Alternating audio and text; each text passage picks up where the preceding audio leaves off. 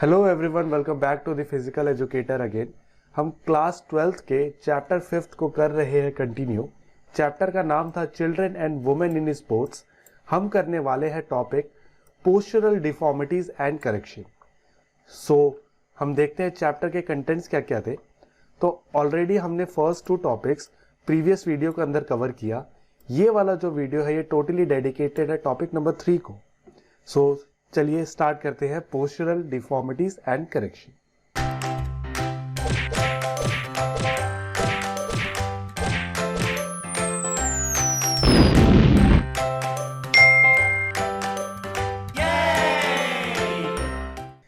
तो चलिए स्टार्ट करते हैं अपना टॉपिक जिसका नाम है common postural deformities and correction.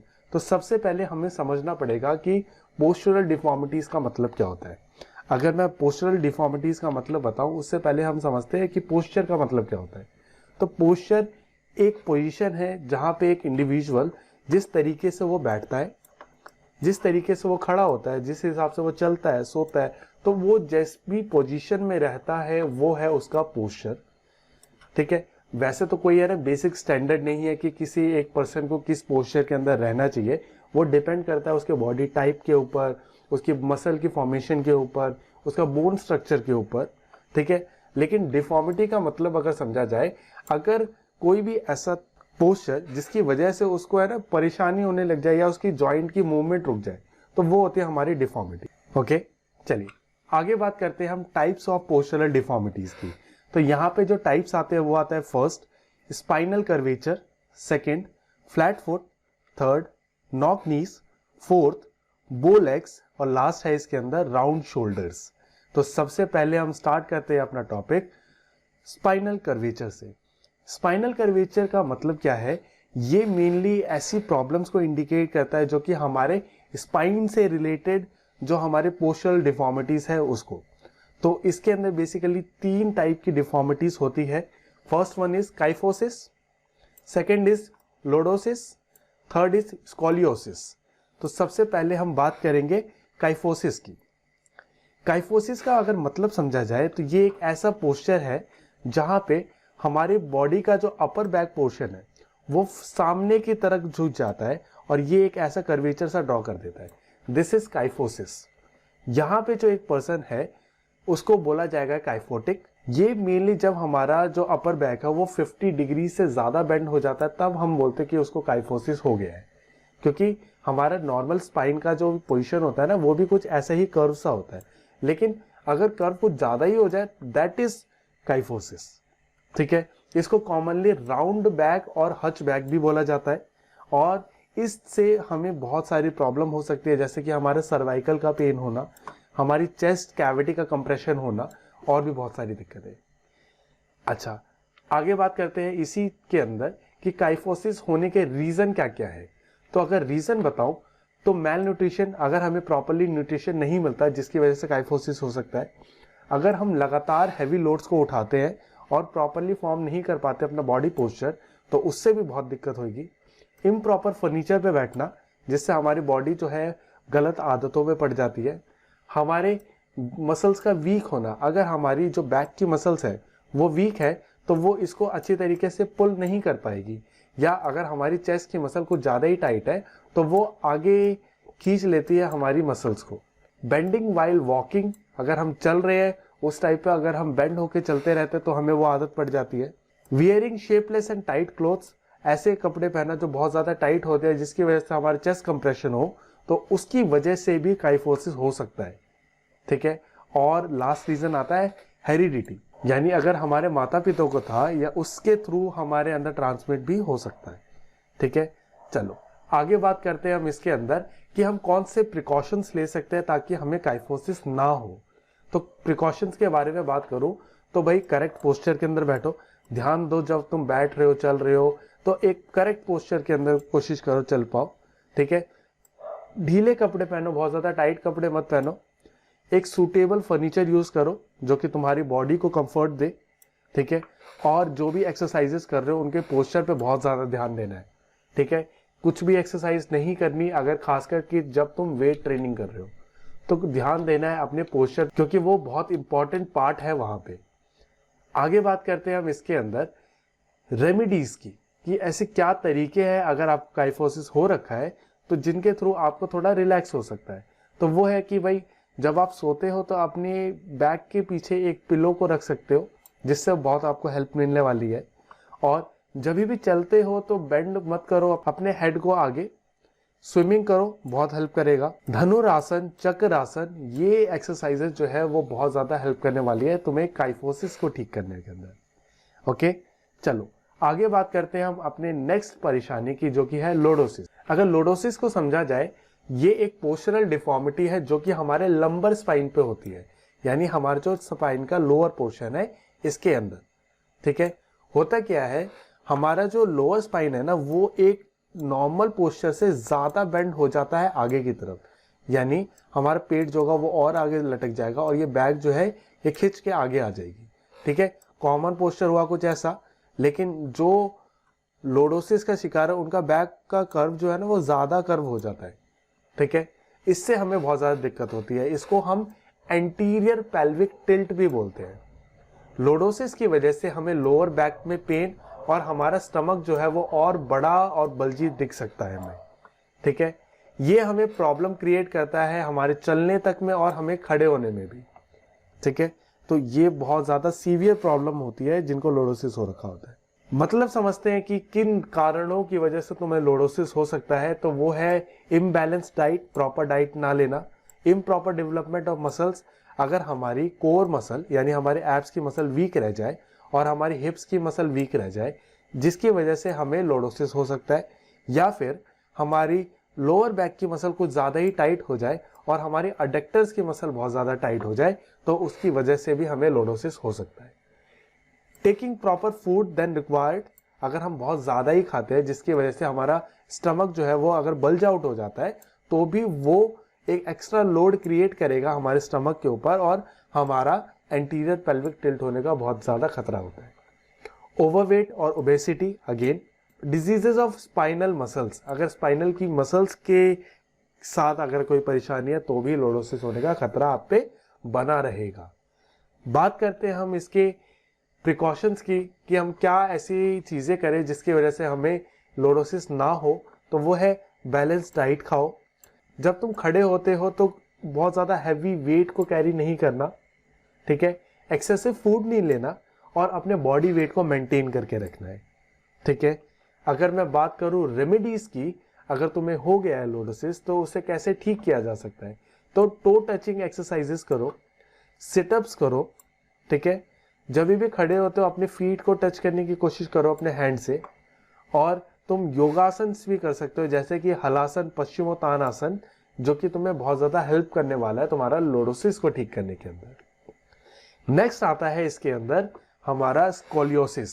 ये एक ऐसी प्रॉब्लम है जहां पे जो हमारा स्पाइन होता है वो एक स्ट्रेट पोजीशन के अंदर होना चाहिए, लेकिन वो स्ट्रेट ना होकर एक शेप ले लेता है। ठीक है, एक एस शेप ले लेता है, जिसकी वजह से हमें बहुत सारी प्रॉब्लम्स को फेस करना पड़ता है। यहाँ पे हमारा एक शोल्डर डाउन और एक शोल्डर ऊपर उठा हुआ दिखेगा। ठीक है, इस बीमारी को हम बोलते हैं स्कोलियोसिस, जिसकी वजह से हमारा बॉडी का जो एक तरफ का प्रेशर है वो बहुत ज्यादा बना रहेगा और दूसरी तरफ नहीं रहेगा। ठीक है, हमारा बॉडी का जो बैलेंस है वो बहुत ज्यादा खराब हो जाएगा। तो और भी ऐसी बहुत सारी प्रॉब्लम्स को हमें फेस करना पड़ सकता है। अब अगर मैं बात करूं इनके रीजंस की, किन कारणों की वजह से ये होता है, तो फर्स्ट है कि बर्थ डिफेक्ट्स। अगर प्रॉपरली बर्थ हुआ जब उसी टाइम पे अगर तुम्हें ऐसे कुछ हो रखा है तो हो सकता है। Wear and tear in the spine, अगर स्पाइन का तुमने बहुत अच्छे से ख्याल नहीं रखा तो उसकी वजह से हो सकता है। Differences in the length of legs, कई लोगों का लेग लेंथ जो है वो इक्वल नहीं होता। अगर इक्वल नहीं है तो उनको स्कोलियोसिस होने का बहुत ज्यादा खतरा रहता है। ठीक है, lifting wait towards one side routine, अगर तुम एक तरफ से ज्यादा वेट उठा रहे हो और दूसरी तरफ का ध्यान नहीं रख रहे तो ये परेशानी होना बहुत ज्यादा कॉमन हो जाएगा। रॉन्ग स्टैंडिंग पोस्चर, ढंग से खड़े ना होना, और अनकंफर्टेबल या अनसुटेबल फर्नीचर्स को यूज करना। ठीक है, तो अगेन बार बार हर जब भी स्पाइन हेल्थ के बारे में बात हो रही है तो फर्नीचर का जिक्र हमेशा आया है, तो एक प्रॉपर फर्नीचर हमारे पास हमेशा होना चाहिए। ओके, आगे बात करते हैं हम अपने प्रिकॉशंस की कि अगर हम किन चीज़ों का ध्यान रखें जिससे हमें स्कॉलियोसिस ना हो। Never walk for long time with carrying weight on one hand, कभी भी बहुत ज़्यादा हमें लंबा नहीं चलना एक हाथ में वजन उठा के, ठीक है। करेक्ट पोस्चर को बना के रखना है, एक सुटेबल फर्नीचर को यूज़ करना है, बैलेंस डाइट को खाना है और अवॉइड करना है जब भी हम स्टडी कर रहे हो या कुछ भी कर रहे हो तो एक साइडवेज पोजीशन में बेंड होना, उसको अवॉइड करो, ठीक है। अगर आपको हो रखा हो स्कॉलियोसिस तो किन रेमेडीज को यूज कर सकते हो, आपको यूज करना चाहिए हॉरिजॉन्टल बार्स, उससे लटकने का कोशिश करना चाहिए जो कि आपको बहुत हेल्प करने वाला है। स्विमिंग करना चाहिए, बेंडिंग एक्सरसाइजेस करनी चाहिए और आप योगासन कर सकते हैं जैसे त्रिकोण आसन और अर्ध चक्रासन, जो कि आपको बहुत ज्यादा हेल्प करेगा आपके स्कॉलियोसिस को लेके। आगे बात करते हैं हम अपने नेक्स्ट परेशानी की जो कि है फ्लैट फुट। फ्लैट फुट जो कि नाम से ही पता चल रहा होगा, यहाँ पे मेन जो दिक्कत आता है वो आता है जो हमारे फीट का जो ये कर्वेचर सा होता है ना वो खत्म हो जाता है, वो एक प्लेन सरफेस पे जब आ जाता है इसको हम फ्लैट फुट बोलते हैं। ये एक ऐसी पोस्चरल डिफॉर्मिटी है जहाँ पे जो हमारा इनर लेग कर्व है, जो हमारे फुट का जो कर्व होता है वो बिल्कुल ही खत्म हो जाता है, ठीक है। अच्छा, अब इसके होने के कारण क्या हो सकते हैं, तो ये हो सकता है हमारे मसल्स का वीक होना, हमारे ओबेसिटी का होना, इम्प्रॉपर शूज को पहनना, ठीक है, बहुत ज़्यादा हैवी लोड्स को उठाना लंबे लंबे टाइम तक या बहुत लंबे टाइम तक खड़े रहना। इन परेशानियों की वजह से फ्लैट फुट की प्रॉब्लम देखी जा सकती है। अगर आपको कभी चेक करना हो कि आपको फ्लैट फुट है या नहीं है तो आप पानी में पैर डाल के उसका इंप्रेशन ले सकते हैं। अगर कुछ ऐसा फॉर्म हो रहा है जहाँ पे आपका जो ये कर्व है ये बहुत कम दिख रहा है तो आपको फ्लैट फुट जैसी प्रॉब्लम हो सकती है, या आपका कर्व बहुत अच्छा दिखता है तो आपका जो लेग का आर्च है, ये जो फीट का आर्च है ये बहुत अच्छा है, ओके। अगर मैं बात करूं प्रिकॉशंस की कि ऐसी किन चीज़ों का मुझे ध्यान रखना चाहिए ताकि मुझे ये ना हो, तो अच्छे शूज़ को पहनो, एक प्रॉपर साइज के शूज़ पहनो, अगेन वेट को कंट्रोल करो, ओवरवेट मत हो, हाई हील्स को पहनना अवॉइड करो, हैवी लोड को उठाना अवॉइड करो और बेबीज को ना बहुत जल्दी अर्ली एज पे ना उनको फोर्स नहीं करना कि भाई चलो चलो, ठीक है। जब उनका टाइम आएगा चलने का तभी उनसे चलवाना है, ओके। अगर तुम्हें हो रखा हो फ्लैट फुट तो किन रेमेडीज को यूज कर सकते हो, हील वॉक करना, अपने वेट को लूज करना, स्किपिंग रोप का यूज करना, एक स्ट्रेचिंग एक्सरसाइजेस यूज करना, अच्छी क्वालिटी के शूज पहनना और बेयर फुट ज्यादा चलना या खड़े रहना और बेयर फुट से रन करना, ठीक है। ये सारी कुछ हेल्पफुल रेमेडीज हैं जो कि फ्लैट फुट के लिए बहुत ज्यादा हेल्पफुल रहती है। चलिए आगे बात करते हैं हम अपने नेक्स्ट परेशानी की जो कि है नॉक नीज। नॉक नीज का अगर हमें मतलब समझना हो तो ये एक ऐसी प्रॉब्लम है जहां पे हमारे जो नीज है वो आपस में टच होने लग जाते हैं जब हम एक नॉर्मल पोजीशन में अंदर खड़े हो या अगर हम एक नॉर्मल पोजीशन के अंदर वॉक कर रहे हो या मैं एक रनिंग कर रहा हूँ, ठीक है। अगर कुछ भी ऐसा करते हुए मेरे नीज जो है अगर वो टच कर रहे हैं आपस में और फीट जो है वो दूर दूर एक डिस्टेंस बना रहे हैं तो इस प्रॉब्लम को बोला जाता है नॉक नीज, ठीक है। अच्छा, इसके होने के कारण क्या हो सकते हैं, एक प्रॉपर डाइट का ना होना, ठीक है, हमारे बोन्स का वीक होना, बोन्स के वीक होने का हो सकता है रीजन कि हमारे न्यूट्रिशन का पूरा ना होना। अब बोन्स को इफेक्ट करने वाले कौन कौन से न्यूट्रिशन होते हैं, vitamin D, calcium and phosphorus. Next आता है इसके अंदर क्रॉनिक इलनेस, अगर बहुत लंबे टाइम से बीमार हो तो उसकी वजह से हो सकता है, बहुत ज्यादा ओवरवेट हो या हैवी लोड्स को कैरी करना स्टार्ट कर दिया था आपने बहुत ज्यादा अर्ली एज पे तो भी तुम्हें नॉक नीज जैसी मेजर प्रॉब्लम को फेस करना पड़ सकता है। यहाँ पे अगर मैं बात करूँ प्रिकॉशंस की, किन चीज़ों का हमें ध्यान रखना है, हमें ध्यान रखना है एक बैलेंस डाइट को लेने का और बच्चों को फोर्स नहीं करना बहुत ज़्यादा अर्ली एज पे कि लोड उठाओ और चलो, और अवॉइड करना है हैवी लोड उठाना बहुत ज़्यादा अर्ली एज में, ठीक है। अगर आपको हो रखा है तो आप किन रेमेडीज को यूज कर सकते हो, फर्स्ट है हॉर्स राइडिंग। हॉर्स राइडिंग एक ऐसी फिजिकल एक्टिविटी है जो कि नॉक नीज में आपको बहुत ज़्यादा सपोर्ट करने वाली है। योगासन परफॉर्म करो जैसे पद्मासन और गौमुख आसन, ठीक है। अपनी न्यूट्रिशनरी डाइट के अंदर ऐड करो कॉड लिवर ऑयल जो कि तुम्हें बहुत ज़्यादा हेल्प करेगा, और वॉकिंग क्लिपर्स यूज किया जा सकता है अगर जिनको बहुत ज़्यादा ही सीवियर प्रॉब्लम है नॉक नीज वाली, ठीक है। चलिए आगे बात करते हैं अपनी अगली परेशानी जो कि है बो लेग्स। बो लेग जो होता है वो जस्ट ऑपोजिट होता है नॉक नीज का।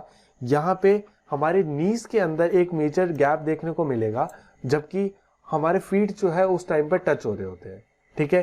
अ wide gap between the knees while our feets are together. यहाँ पे नी का जो गैप है वो बहुत ज्यादा बढ़ जाता है, जिसकी वजह से हमारे चलने में, खड़े होने में, रनिंग करने में बहुत ज्यादा दिक्कत होती है। हमारे जो लेग है वो एक बो की शेप के दिखने लग जाते हैं। अच्छा, आगे बात करूं अगर इसके कॉजेस की, किन कारणों की वजह से होता है। अगेन हमारी बोन वाली सारी दिक्कतें, यानी हमारे कैल्शियम का कमी होना, हमारा फोस्फोरस का कमी होना, हमारे लॉन्ग बोन्स का सॉफ्ट होना, ठीक है, ओवरवेट, विटामिन डी की कमी होना, और बच्चों को बहुत अर्ली एज के अंदर वॉक करवा देना और उनको फोर्स करना। प्रिकॉशंस कि ऐसे क्या चीजें करें जिससे हमें बो लेग्स वाली परेशानी ना हो। कभी भी बच्चों को ओवरवेट ना होने दो, कभी भी बच्चों को फोर्स मत करो बहुत जल्दी कि तुम चलो जल्दी जल्दी, और एक बैलेंस डाइट को खाओ, ठीक है। अगर हो गया है तो हमें क्या करना है, हमें करना है प्रॉपर अमाउंट में विटामिन डी लेना, एक बैलेंस डाइट को लेना, अपने टो को अंदर की तरफ बेंड करके वॉक करना, और अपने इनर एज के, फीट के इनर एज वाले पोर्शन से वॉक करना, ठीक है। ये सारी चीजें बहुत ज्यादा हेल्पफुल होती है हमारे बो लेग्स वाली प्रॉब्लम के अंदर। नेक्स्ट जो प्रॉब्लम है वो है हमारे पास राउंड शोल्डर्स। राउंड शोल्डर एक ऐसी परेशानी है जो कि नाम से ही पता चल रहा है, हमारे शोल्डर जो है वो बहुत ज्यादा बेंडे हो जाते हैं। ये एक ऐसी पोस्चरल डिफॉर्मिटी है जहाँ पे हमारे शोल्डर जो है वो एक राउंड शेप के या हमारे आगे की तरफ बेंड हो सकते हैं, ठीक है। इस परेशानी को बोलते हैं हम राउंड शोल्डर्स। यहाँ पे इसके होने का जो कारण है वो है हेरिडिटी, यानी हमारा वही अगेन पूर्वज वाला सिस्टम, या बहुत लंबे टाइम तक गलत पोस्चर के अंदर बैठना, खड़े होना या वॉक करना, ठीक है। एक इम्प्रॉपर फर्नीचर का यूज करना, एक प्रॉपर एक्सरसाइजेस ना करना, हमारी चेस्ट मसल का टाइट होना और हमारी बैक मसल का वीक होना, जो कि हमने देखा था काइफोसिस के अंदर। सेम परेशानी अगर यहाँ पे भी हो सकती है। तो क्या एक काइफोटिक पर्सन क्या राउंड शोल्डर्ड भी हो सकता है? बिल्कुल हो सकता है। आगे बात करते हैं इसके प्रिकॉशंस की, किन चीजों का हमें ध्यान रखना है। हमें ध्यान रखना है कि कभी भी बेंड होके वॉक मत करो, एक प्रॉपर अच्छी पोजीशन में हमें चलना है। अवॉइड करना है हाई टाइटली फिटिंग क्लोथ्स को, ठीक है। और अनकंफर्टेबल फर्नीचर पे तो भाई कभी मत बैठो, बहुत सारी पोस्चर वाली प्रॉब्लम हो सकती है। हमने शुरुआत से लेकर एंड तक देखा, ठीक है। अगर हो गया है तो किन रेमेडीज को यूज किया जा सकता है ताकि थोड़ा आराम रहे।